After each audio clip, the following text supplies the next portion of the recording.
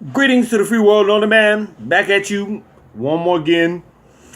Just want to talk to you good folks about protect and serve. And how it applies to here, listen. One day, we're walking home from the corner store to get a pack of squares, cigarettes. And as we're walking, we noticed this police officer he's mean mugging us. And mean mugging in layman's terms, it means he's staring us down for no particular reason with with an actual attitude in his face. Like, it felt like he would do us harm, or he was doing whatever he was to mean mug us. And so as he drives by, we turn our glance to his car so that way we can get the squad number and jot it down and continue to look at it so we can write down the license plate number. And as we jotting this down on our arm, because we just had a pen and, our cell phone, whatever, we hear tire squeal in the background and we're like, yeah, he just busted a U-turn. Well, while we're continuing walking, same pace, same stride, nothing suspicious about us other than, never mind, we don't want to, put it with some type of prejudice that our skin color had anything to do with anything. But we, again, just kept walking along like we were before he decided to flip the U-turn. It just so happened, though, that we hit our block right before he was passing us by. So as we jotted up the street, right, he blew by us on accident because he figured he was going to go the next block and catch us there, right? Well, at least that was our assumption. And it's real presumptuous to make that type of assumption that a peacekeeper would do something so categorically, normal. Because that's their MO, especially after he just made the U-turn, right? Everybody's still with the story so far. Cool. So, after he blew past us to catch us on that next block and we made the right up onto our block, we walked the 4 houses up to the house that we were, residing in with, on our identification, driver's license at the time, actually, and where we were renting with the possibility of buying, whatever, here nor there. But we had a funny feeling. Since he did flip that U-turn after we jotted down the information, that he was specifically doing so to follow and detain and harass this guy. So we sat on our porch and lit up a cigarette and waited.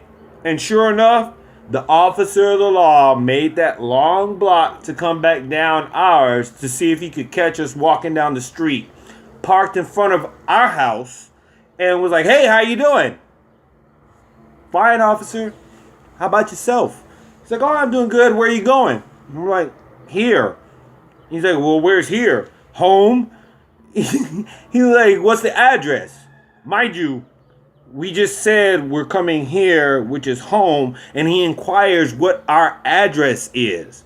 Because in his mind, he more than likely didn't believe that we were where we were supposed to be, like just on face value. He had to inquire to make sure we knew the address, and as we spouted out to him, inclusive of the zip code, he kind of like flinched a little in his bluff being called and was like, "Well, do you have identification?" And in which we replied, "Yes, sir, officer. We have a driver's license, but you don't have permission to come on our property and retrieve it." At this point, his face is real red. He's real mad. Oh, yeah, the officer's white, by the way. Just, to tie that all together. Even though all officers of the law are white, because that blue line is left over from the slave patrol, which is white protection, which is corralling those that aren't, white. Yeah, he's red in the face. We'd like to go on record and call it furious, but we can't.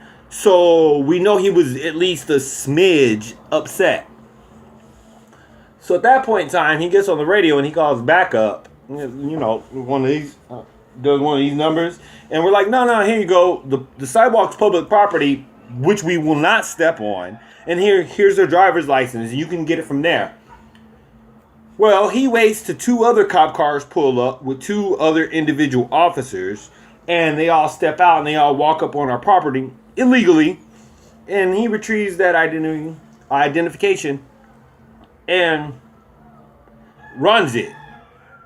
Now, mind you, he hasn't said we were being detained for suspicion of blah, blah, blah, blah, blah. There's no admission of a recent crime committed in the vicinity with the person's identity looking something like this guy's. Nothing. But he runs our information anyway. Why? Because he can. Now, when we look at things in the grand scheme of how everything works, our life was in danger at that moment and we didn't even know it. Because if he wanted to, before any other officer of the law came about, because we didn't have a video camera out, he could have shot us down and it would have been the dead black guy's word against the peacekeeper. And everything would have been Gucci for him. They would have acquitted him, found him in the wrongdoing after they investigated him from a department within his department while he was on administrative leave, which is basically a paid vacation for gunning down a Negro. And it would have been all Gucci. So after the report comes back and we hear it on the radio about how we're, clean, the officer then goes on this little tangent about, you look suspicious because you were watching me as I drove by. So it's totally okay and acceptable for an officer of the law to stare this guy down. But if we stare them down to take down, annotate the information about who they are, where they are, what time and what disposition they were displaying on their face, we're wrong. And he's good. Like, do you see how that's a little hinky, if you will? And when we went on to tell him that the only reason he stopped us is because we were black, he bust out with the race card. You know, that card that white people love to present when they feel cornered after they did something that really is based on race, knowingly or unknowingly, consciously or subconsciously, actively or unwillingly doing something regarding race. And it's responded to in proper fashion that it was based on race. White people then in turn flip it and say, you're playing the race card. And to which we responded simply though, there were 5 people walking down the block that we were walking down. We're the only black one and you stopped this face. So why? No one else looks suspicious? But the black face, ironically.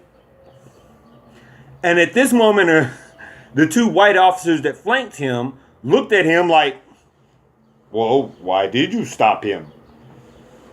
What reason did you have to stop him? Like, it was a thing that he couldn't answer, and he spouted out some rhetoric that white cops love to do, and not just peacekeepers, but white people in general, about how it's not about race, it's about blah, blah, blah, blah, blah, blah, blah, blah, blah, when in actuality it's about race. So we share this whole protect and disturb, not disturb. What is it? There's police officers supposed to be doing? Protect and serve announcement that the same laws that apply to some people in society, and by some, we do mean the white folks, don't apply to all the rest of the folks.